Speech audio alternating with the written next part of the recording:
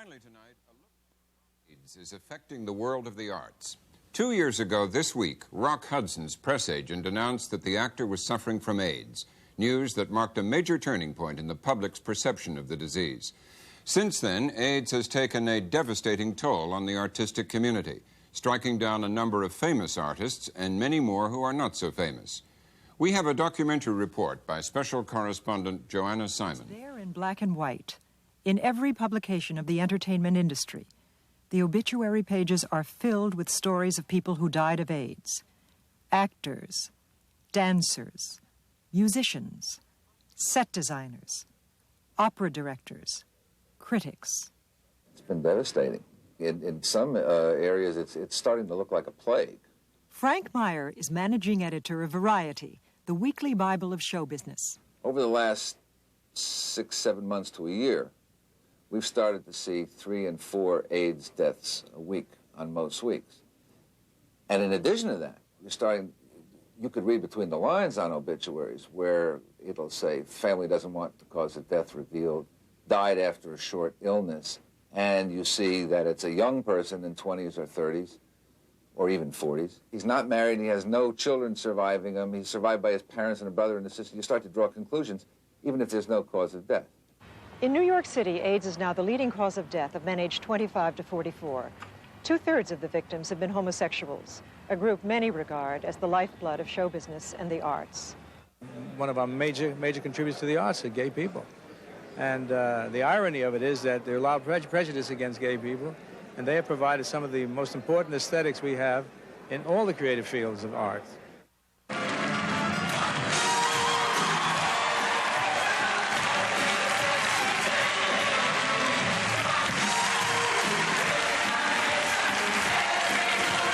The theater world is still reeling from the recent deaths of 2 of its most innovative figures. Michael Bennett, creator of Broadway's longest-running musical, A Chorus Line. And Charles Ludlam, an actor, writer, and director and founder of Off-Broadway's ridiculous theatrical company. Rivals? I have no rivals. I feel this country is suffering tremendous loss. Both those men, in the near future, would have turned out some extraordinary kind of works, unlike anything that we have seen before, because they were at the height of their artistic powers, both of them. But playwright Harvey Fierstein believes even greater losses are occurring. It's not just, all right, people like Charles Ludlam, Michael Bennett, they at least produced some work and they taught us some things, and if we want, we can study what they've left behind, and we have that heritage. I think of some of the kids that we'll never even know. We don't know who those kids would become, and we'll lose them. That's a loss that is so profound.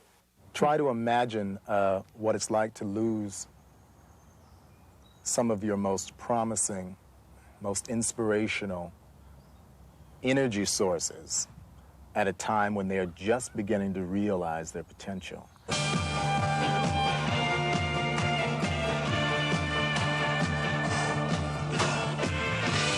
Bill T. Jones is a modern dancer and choreographer. He met Arnie Zane at college in upstate New York in the early 1970s, and they've shared a professional and personal life ever since. For 8 years, they performed as a duet team, and in 1982, they formed their own dance company. The group suffered its first loss from AIDS earlier this year when a member of its board of directors, the fashion designer Willie Smith, died. But now, AIDS is striking closer to home. Recently, Arnie Zane learned he has AIDS. I was incredibly frightened. I was in a panic. It was great desperation. Great desperation. When someone at age 38 discovers that they have a life-threatening disease, and one which is degenerating the body, one which is making you smaller, one which you are losing control over, one which you may not be victorious in. There's not room for that in the marketplace of the dance world as such. As a consequence of AIDS, Zane has lymphoma, a cancer that has twice brought him near death.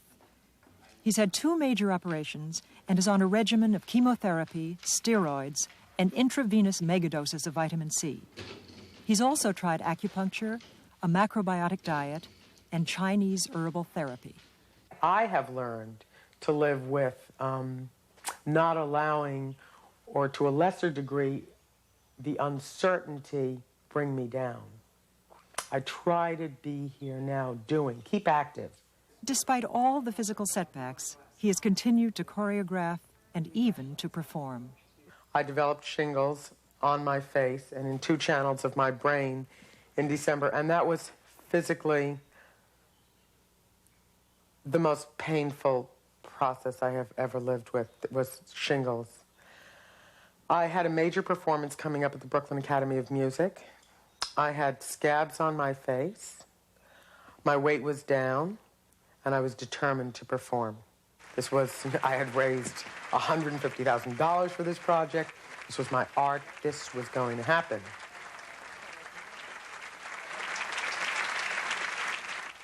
I was fine for about 2 months. And then I had a tumor here on my belly and a bigger tumor on my back. Doctor said, well, it is possible if we can't control this with chemotherapy that you might have only 8 weeks longer to live. I was in the rehearsal studio dancing that afternoon. I said to one of my dancers, Amy, I said, you won't believe it, what the doctor just said. We cried a little bit. We went back to the dance floor. We kept doing what we do. We had to finish a dance. We had a performance coming up. Do you have a different perspective on life now? I appreciate other people more. I have had to have my father, who I've had major differences of opinions with over the years, come here and help me from my bed after my first major dose of chemotherapy and help me get into a tub. And it was, wow, it was worth it, you know? It's unfortunate that it's illness, but what growth. I have love and support and resources around me. I consider myself a fortunate person. At the center of Arnie Zane's support system is his partner, Bill T. Jones. The illness has taken an emotional toll on him as well. How did you feel when you first heard that Arnie had AIDS?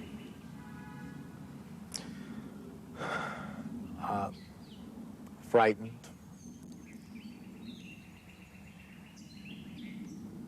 I'm hearing myself think. It's been a while. Angry. Anger was a big one. Helpless. Extremely helpless. How has your relationship changed since he's been ill? I am much more appreciative. That's a small word. I am much more sensitive to who he is and how wonderful he is. I am also potentially overly protective of him and the relationship. And that can be a negative force at work at this time because we are still developing even inside this crisis. Although Arnie's illness was an open secret in the dance world, Bill didn't want him to speak publicly about it. At first, he tried to discourage Arnie from granting this interview. I'm more than aware of the stigma attached to this illness. We had one person who was working with the company someone said to him, how are you working with this group of dancers? There's so many gay people there. Don't you sweat on each other? You know, I sometimes think in certain areas of the country, people don't know as much about how the illness is transmitted, that they might have a reaction to that. They might be afraid. I was wondering if people would be less willing to invest in the company, or they wouldn't think we were going to survive. They might withdraw funding, all of those sort of reactions, if we came forward. The irony is that the news travels anyways. The news should travel. My reaction, I had a bit of reticence initially, which I resolved within 10 minutes. I think that sometimes AIDS doesn't have a face. It is a news anchor person talking about AIDS victims. I believe I'd like to give it a human face, and he wanted to do it very badly. As growing numbers of their own have been stricken, many celebrities have rallied to the cause of raising money for AIDS research. I feel that as an individual and as someone who can speak up, I have the obligation to do something about it. I think at this point it's a worldwide cause, and anyone who is asked should say yes. Give whatever you can. If you can't give money, give your time. It's hard to even explain the sadness and the personal loss that everyone's had. I don't know anyone who doesn't know someone who has either died from this or is having a very difficult time because of this disease. The worlds of theater, dance, music, fashion, interior design, and painting are all holding benefits like this gala to kick off the Art Against AIDS drive. 70 New York art galleries representing 600 artists have donated canvases, including some of the first works about AIDS. I just love men with checks. $600,000 was raised that night. The organization's goal is $6 million. Art lives on forever. Unless we find a cure for AIDS, there will be no forever. And we will find it. We will find it together. Thank you. But while celebrities are eager to raise money, they are surprisingly reticent about acknowledging illnesses within their own ranks. In June, Beverly Sills told the New York Times that 24 people associated with the New York City Opera had died of AIDS. She now refuses to discuss it. At this press conference to announce the Dancing for Life benefit, Mikhail Baryshnikov was asked how many members of the American Ballet Theater had AIDS. I believe it's a matter of family privacy, and I won't answer this question. Peter Martins, artistic director of the New York City Ballet, denied there was even a problem. I'm not particularly aware of anybody being stricken in any of our companies. Richard Goldstein, senior editor of The Village Voice, writes extensively on culture and the arts. There's a certain tendency in a lot of the arts to be discreet. While within the arts, within the community, everyone is very open and accepting, to the outside world, another veneer is projected. A discreet veneer, yes. But insiders say the reluctance to acknowledge AIDS is also due to fear. Fear of a backlash that would hurt ticket sales and funding. But individuals like Arnie Zane aren't afraid to speak out. Do you think that the arts are particularly hit by AIDS? That's the controversial question this month, right? Of course I do. I'm in the center of this world, the art world. My people, on a daily basis, I'm losing my colleagues. How many people do you know who've had AIDS? So,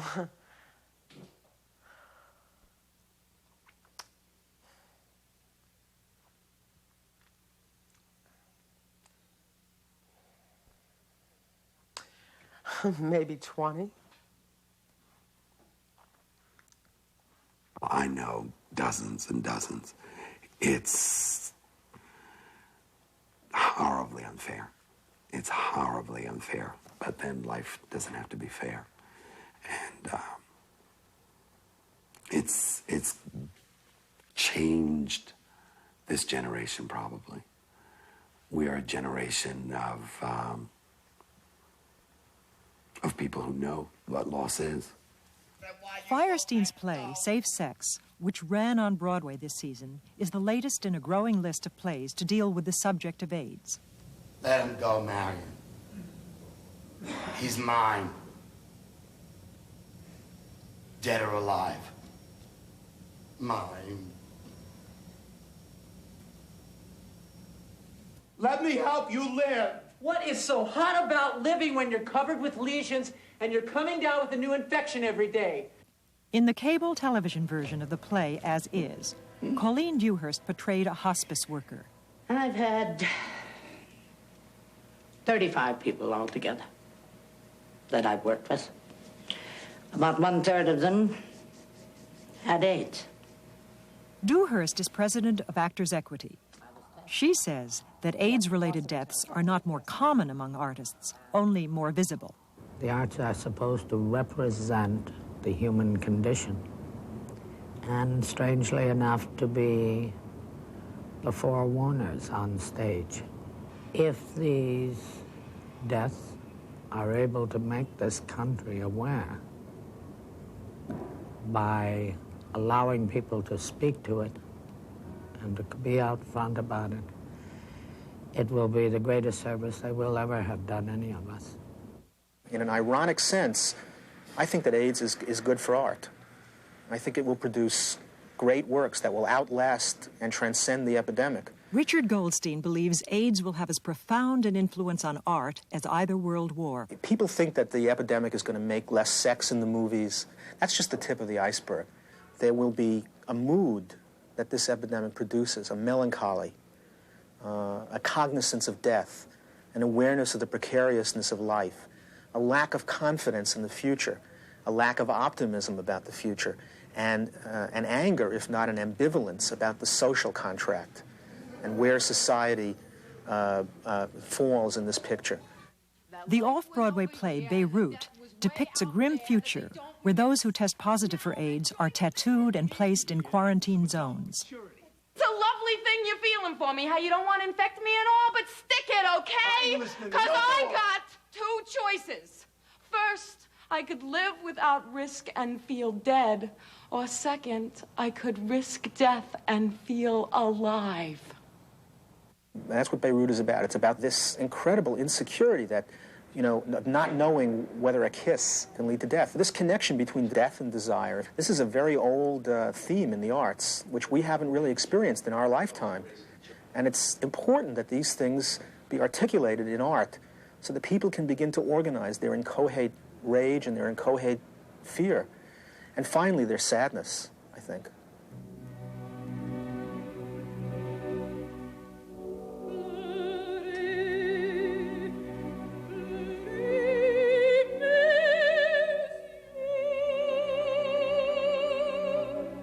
Arnie and Bill have choreographed a dance about their relationship.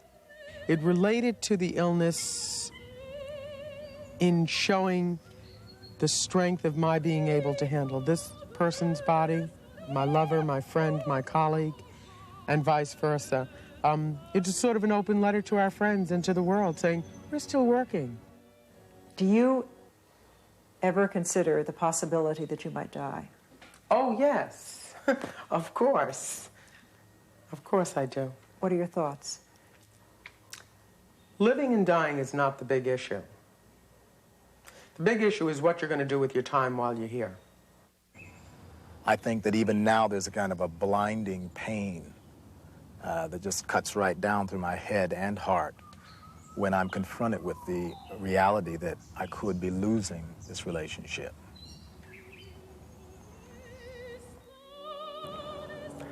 So we will hold each other, we'll build new works, we will deepen our relationship, we'll disagree, and we'll do what we do best, which is build and struggle.